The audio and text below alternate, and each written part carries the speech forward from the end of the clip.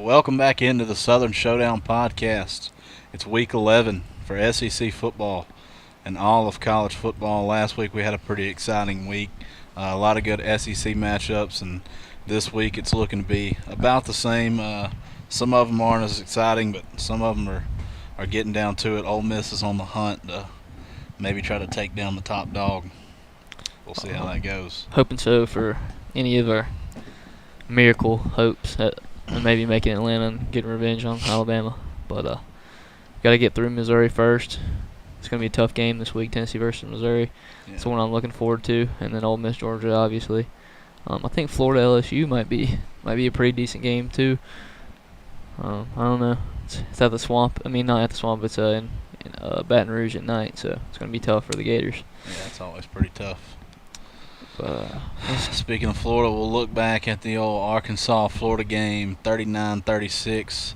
Arkansas pulls through right there at the end.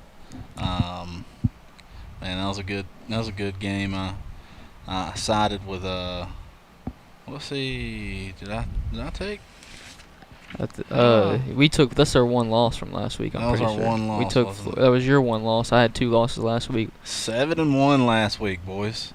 If you faded me last week, then you got smashed. You got done dirty. Yeah, Florida was my one loss. I took them minus the 6.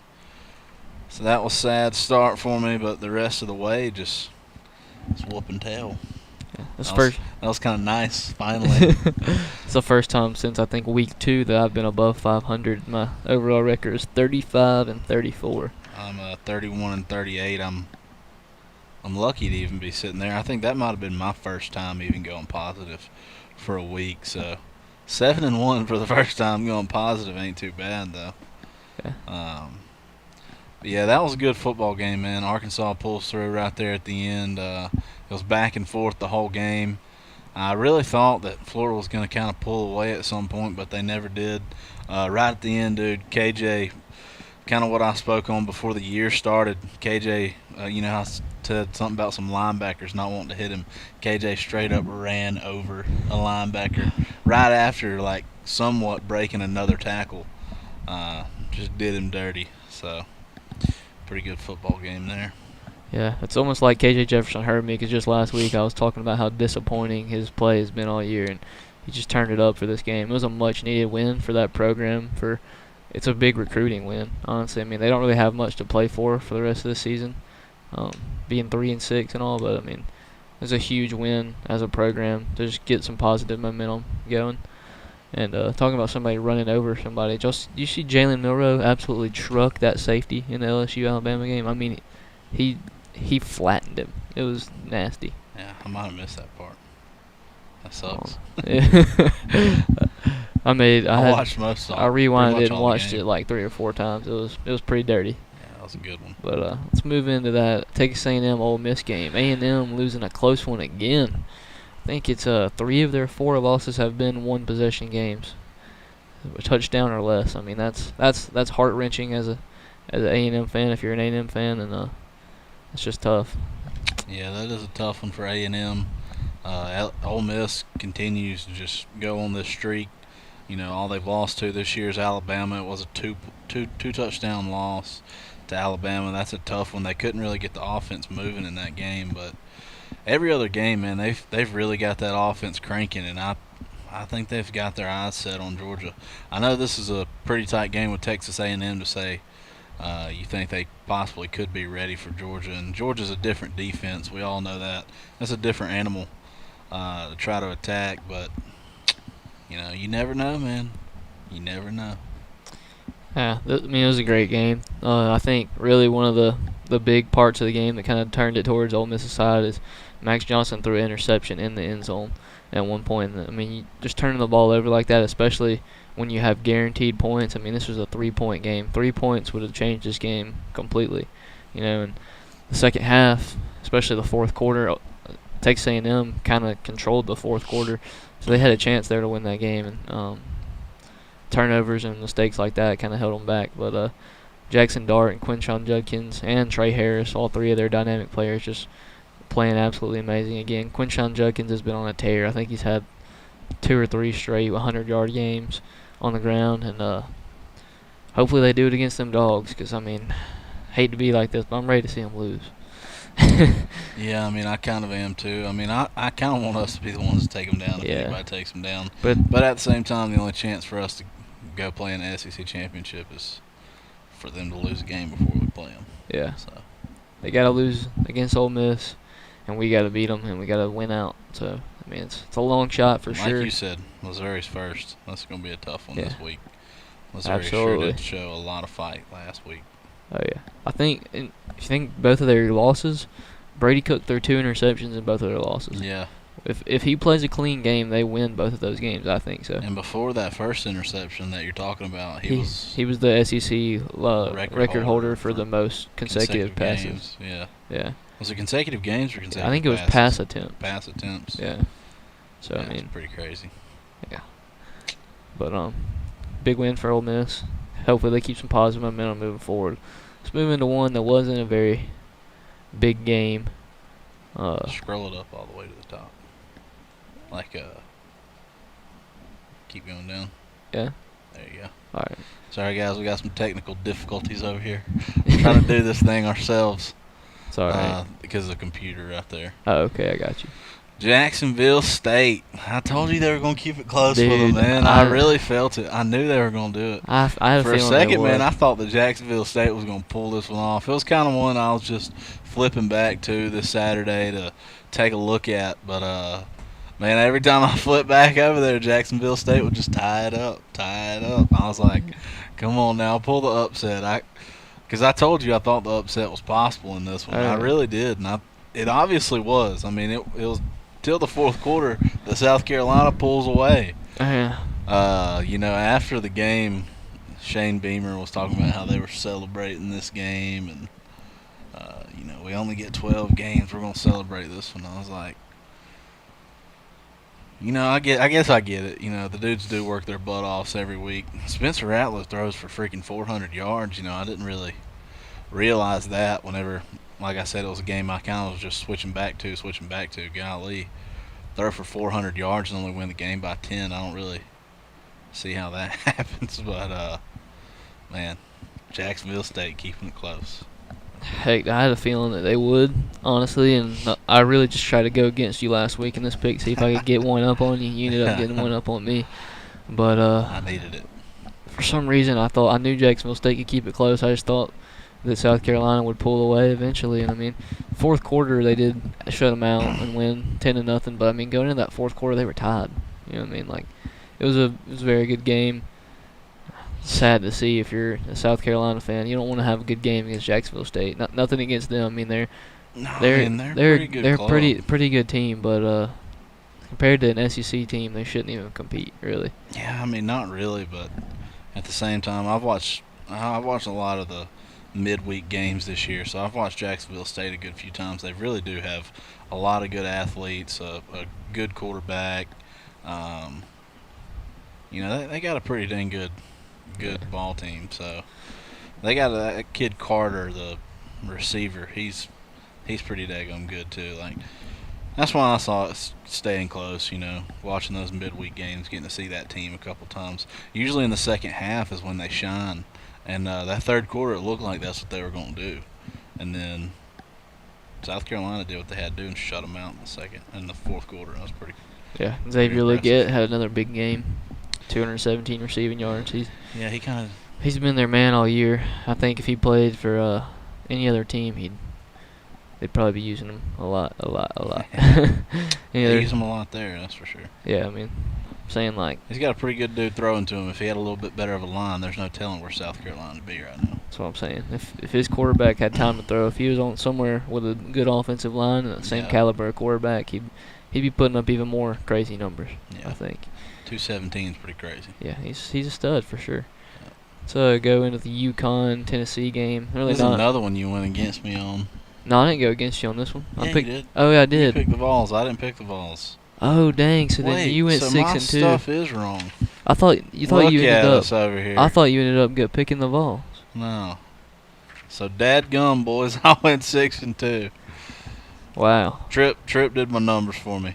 I should have just not said anything. To be honest, I thought you picked Tennessee. I thought So you changed your mind mid I'm pick. 30 and 39. Dad Okay. gummit. Well, Oh, that sucks. I thought you changed your mind mid pick. I forgot that you picked UConn in this game.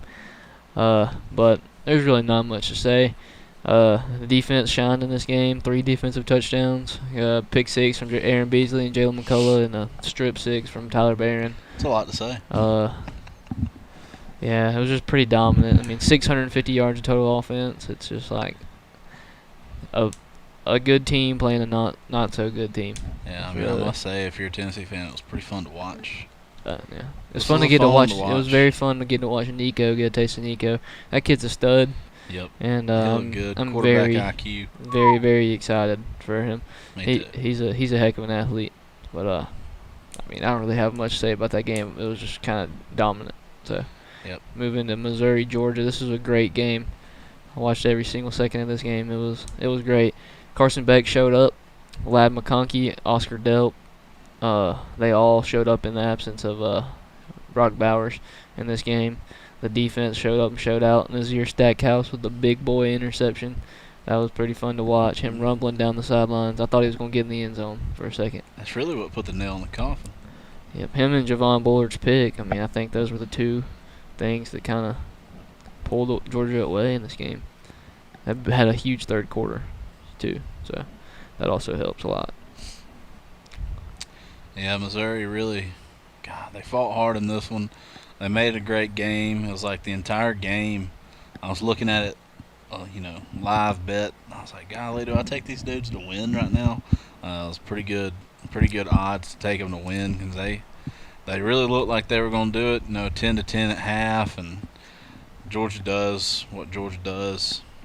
Just second half, I don't know what goes on in that locker room besides really hype from Kirby, I'm sure, but I don't know what goes on coaching-wise, the adjustments that are made at Georgia to do second half. It's almost like, I know you got an offensive coordinator, defensive coordinator, you got your head coach, you got some assistants. It's like they have some assistants sitting there watching. All their job is to do is sit there, watch the first half, and evaluate and tell them what they need to change going forward in the second half, because the adjustments that they make for the second half it's just ridiculous, and it's been this way for 3 years now. I mean, really, since Kirby Smart's been there, it's been this way. But it's honestly, how many games are they going to go into at half tied or at half down or at half in a dogfight and just pull away in the second half? It's like it's the same old story every time for them. Kind of ready for that story to get a little bit rattled up, but yeah, Missouri almost did it, man. They great. gave a good fight, like you said. Cook doesn't throw the 2 picks, especially that one. Whenever they were on the way to tie it up, or get the lead, man.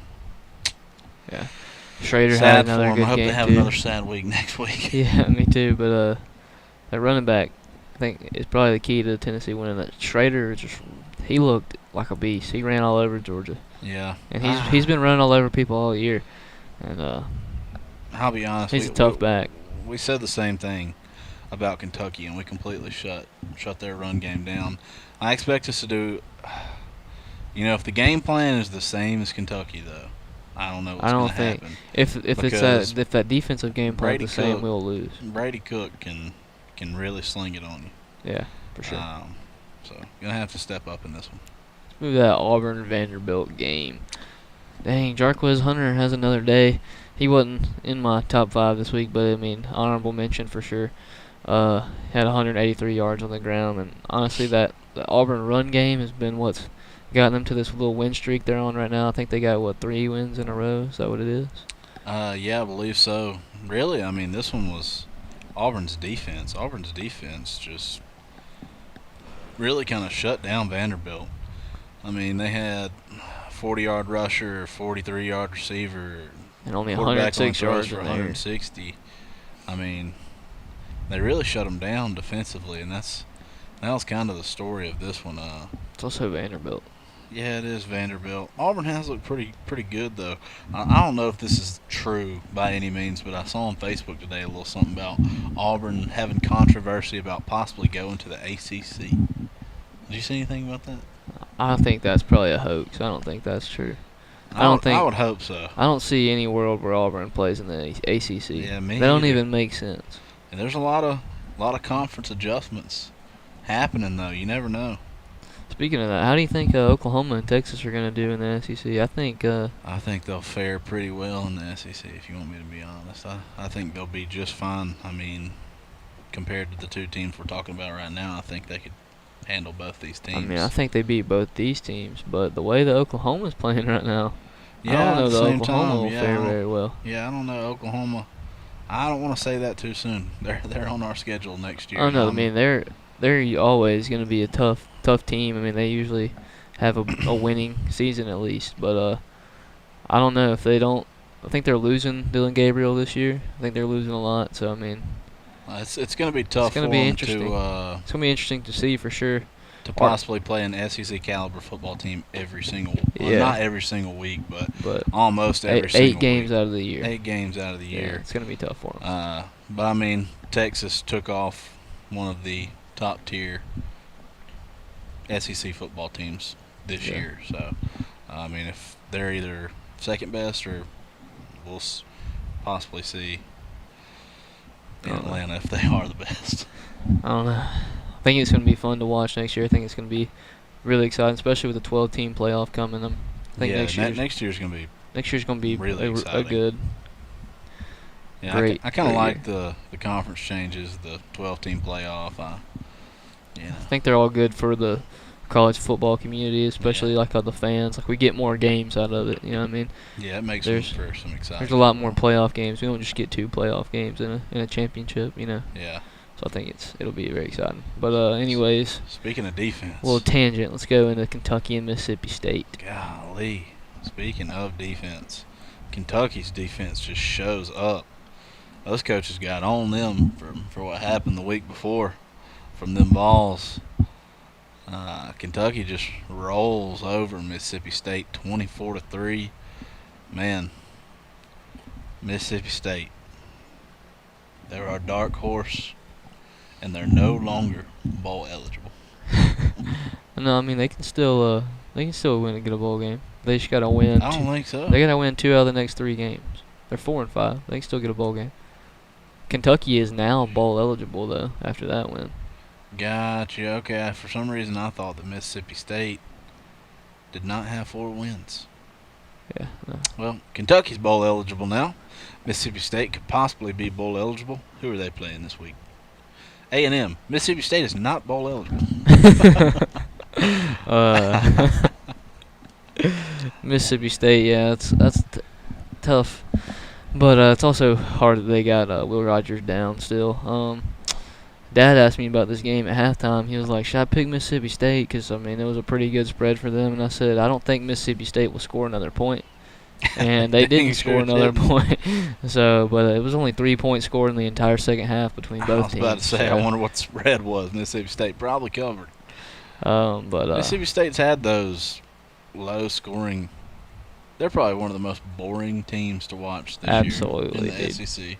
and And their defense isn't absolutely terrible, so sometimes it makes for an absolutely boring game. yeah, it's like the Arkansas Mississippi State game Yeah. was so boring. Like, Yeah.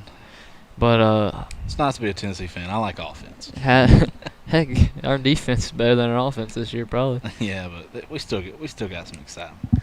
Oh yeah, still got Squirrel White out there. Making They're some fun plays there, defense to you know. watch, you know. But I think the difference in Mississippi State is Mike Wright at quarterback. I mean, not to just diss the dude or anything, but he makes a lot of mistakes. Like, I think in his very first pass attempt as a starting quarterback was an interception too. Like, from the get-go, he just hadn't been very good for Mississippi State. And Yeah, what's up with our boy Will Rogers? I'm not sure. I don't know if he's even going to come back this year. I mean, hopefully we'll see him again on the field. He's a great quarterback. He's fun to watch, but I don't know. But the last matchup of right here and the last matchup of the Saturday night, LSU Alabama. This was a great game as well. Yeah, Till fun to Jaden watch. Daniels went down. I mean, this game could have gone either way until Really then. could have.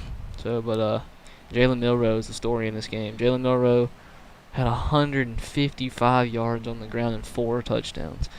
If I would have told you at the beginning of the week that Alabama was going to score 4 rushing touchdowns, you'd think, man, Jace McClellan had a day against LSU, didn't he? Yeah. But no, all 4 of those touchdowns were Jalen Milroe. And he also slung the ball pretty good, but he had 220 yards through the air. So, I mean, he didn't throw a passing touchdown, but he didn't have to. And I heard a report that they said, Jalen, in the offseason, why do you only practice passing? He said, why would I practice running when it's God-given? That's pretty good. It definitely looked God-given this past Saturday. It was definitely one of the most exciting games I've watched all year. I love offense. I love seeing quarterbacks, dynamic quarterbacks, run all over the place, make a lot of throws, and that's what both these dudes did. I mean, both of them put on a Heisman performance for sure. Like you said, until Jaden went down. It was sad to see him go down because it was still a ball game for sure. It was 28-28 when he went down. Yeah, the backup comes in, he really couldn't get nothing going. You know, that's a really hard game to be thrown in as a backup, to ask him, hey, go in here and you're down, try to upset Alabama at Alabama. Just not really ever going to happen. But, man, Jaden Daniels played his butt off. That's a pretty cool stat right there. Jaden Daniels passes for 219. Jalen Milroe passes for 219. And they both have over 150 rushing yards. It was funny. They kept showing their stats. Their stats were like the same. Yeah. All game long. Even at the end, you know, when Jaden goes down, their numbers still look pretty similar. Besides the fact Jalen Milroe had more touchdowns. Yep. And that led them. It was a quarterback game for sure. This game definitely did kind of feel like the Tennessee-Alabama game, like I said earlier. Yeah. Because it was a fight in the first half for sure. Back and forth. I felt like LSU might have even had the upper hand in the first half, and then I'm pretty sure in the second half, 21 unanswered. Pretty sure it was 21 unanswered by Alabama that got them to win this game. So. Yeah. I can't Alabama, same thing as I was talking about with Georgia. Whenever Alabama's dominant, they do the exact same thing. They're a great second half team, and that's what you have to be. You know, that's what it's all about. First half is to go out there, see what your opponent's doing. You know, you've studied the film all week, but go feel your team. Go see what they're doing against you. See the scheme that they have for you. Make those second half adjustments, and the 2 best teams in the SEC, the 2 best teams in I know that Texas got that win over Alabama. I think whether anybody wants to say it, that's an Alabama fan or not, that's a growing football team. They've grown every single week. Alabama has, and these past weeks, them beating Tennessee and beating LSU, they really showed what they're about in that second half, and I don't think you can take it away from them that they are one of the best teams in college football right now. We'll climb on into our SEC. Sorry. What you got? Sorry, I had an interruption over here. I should have turned my ringer off. My phone started going off. But, anyways, like I said, great game with Alabama LSU. I'm going to do my top 5 players from this past week. Go ahead. So, honorable mention list this week, Carson Beck, Joe Milton, Nazir Stackhouse, the big boy pick. But, I mean, all 3 of them played great. Carson Beck showed up in a big-time game. Stackhouse had a big-time pick in that game, and Joe Milton he's looked better each and every week, so I felt like he deserved to make the list. He had 3 total touchdowns and had 1 on the ground, 2 through the air, so I just felt like he deserved that spot. And number 5, I know it's UConn. I mean, I said earlier it is Vanderbilt, but anytime you have 3 defensive touchdowns, that's just kind of wild, so I had to throw him in the 5 spot. The UT defense gets number 5 there. And then number 4, Javon Bullard. He had 6 total tackles in this game against Missouri, and he got the game-sealing interception on Brady Cook to put the nail in the coffin. That's just he stepped up when he needed to. And number 3, Xavier Legette. Dude's been making plays all year. And like I said, I hate that he plays for a bottom-feeder team. But bottom-feeder team. He had 217 yards receiving, and he just had an absolute day. And then number 2, Quinshon Judkins and Trey Harris has a duo on offense. Quinshon Judkins, another 100-plus rushing game. And Trey Harris had 9 receptions, over 200 yards and a touchdown. So, I mean, just two big performances from them. Then number 1, Jalen Milroe. This is his second time being number 1 on the list this year. Him and Jaden Daniels are, I think, the two quarterbacks who have been on it the most this year, just because of their rushing ability. And he just showed up, showed out against LSU, had 4 rushing touchdowns, and I mean, you just can't really beat that. That was like some NCAA type numbers. But it's the top 5. Got UT defense, Javon Bullard, Xavier Leggett, Quinshawn Judkins, and Trey Harris, and then Jalen Milroe at number 1. Heck yeah. I like it. I'll climb on into these SEC picks now. Correction, Christopher's 30 and 39, not 31 and 38. I'm 30 and 39, sadly. It's going to take me... I can't even get even this week if I wanted to. How many games we got this week? Is it 7? 7. All right. I'm trying to stay above 7 games 500. this week. Bama at Kentucky. Bama's a 10.5 point favorite. Too many points for old Kentucky. Bama gets the cover. Yeah, I think Jalen Milroe is just getting better and better each week, to be honest. So I think Alabama wins this game pretty handily, and they covered 10.5 point spread. I mean, so Kentucky just hadn't really shown that they can compete with teams like that. They had a pretty close game with us, but I don't know. I just think Bama is a different beast. Yep, like I've said, they've progressed. Next we got is Vandy at South Carolina. South Carolina comes off a dogfight with Jack State. I really don't know if Vandy is any better than Jack State. In fact, Jack State could be better than Vandy. I think they're quite similar caliber teams. So I am going to take Vandy here plus the points. I know it's at South Carolina.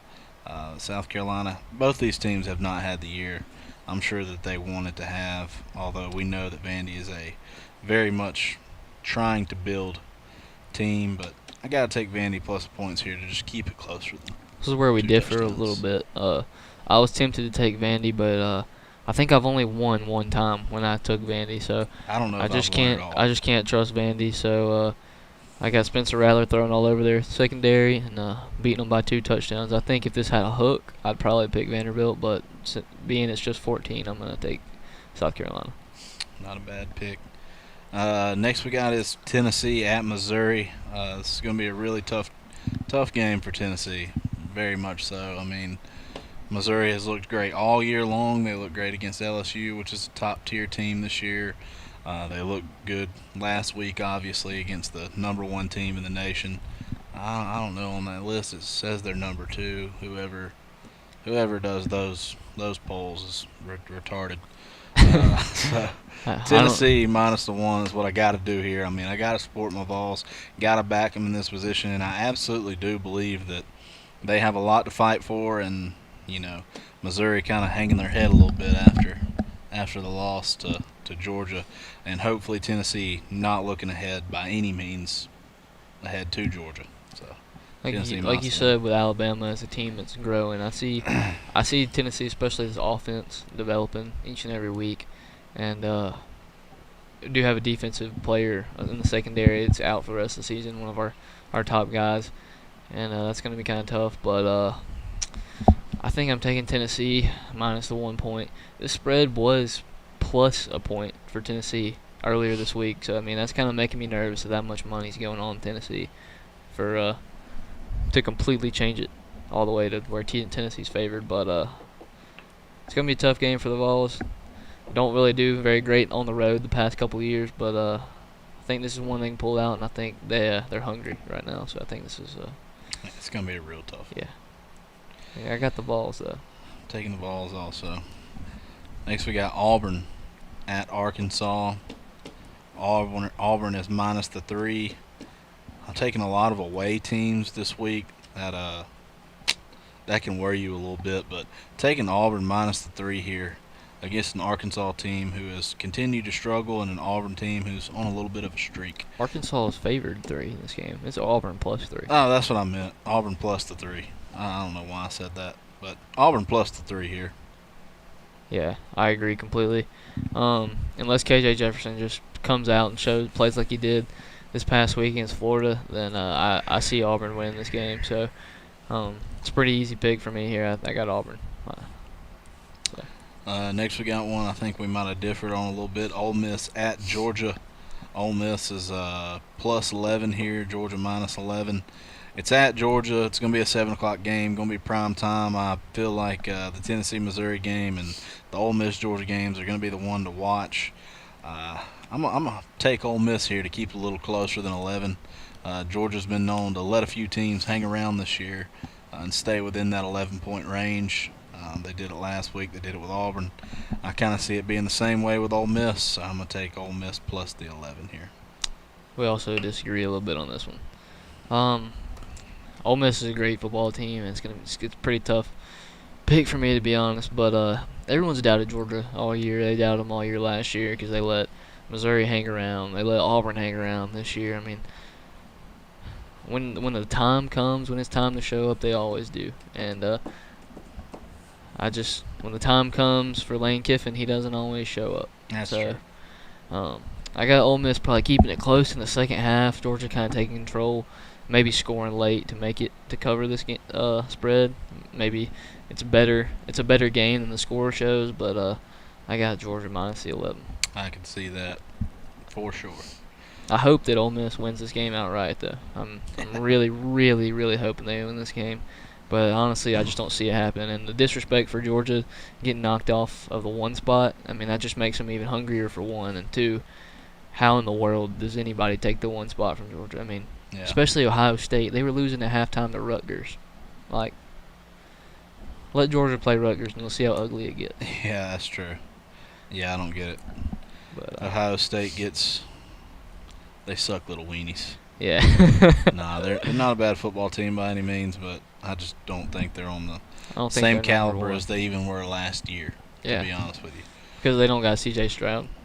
I don't think their quarterback's half the quarterback C.J. Stroud is. I mean, he just threw 5 touchdowns and broke the rookie passing record in the NFL. I mean, that's a huge loss. Yeah. Hey, we got is Florida at LSU at night in Baton Rouge. Going to be a tough spot for Florida. Jaden Daniels in concussion protocol. He's got to go through that to be able to play in this game. I have LSU minus the 13.5 here if Jaden plays. Now, if Jaden don't play, this line's going to move. And so that's going to be tough for us. But I'll just go ahead and say if Jaden Daniels does not play, I mean, the line's going to move, so it's weird to say. But, I mean, I would take Florida plus, I guess, the 13.5. Yeah, I mean, I completely agree.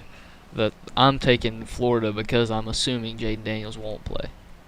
So I mean, we're kind of. What about if Jaden does play? If Jaden does play, I would take LSU. All right, so we're in the same boat here. If Jaden plays, we'll both get the cover if they cover the 13.5. Yeah. If he does not play, let's see how far would you take Florida?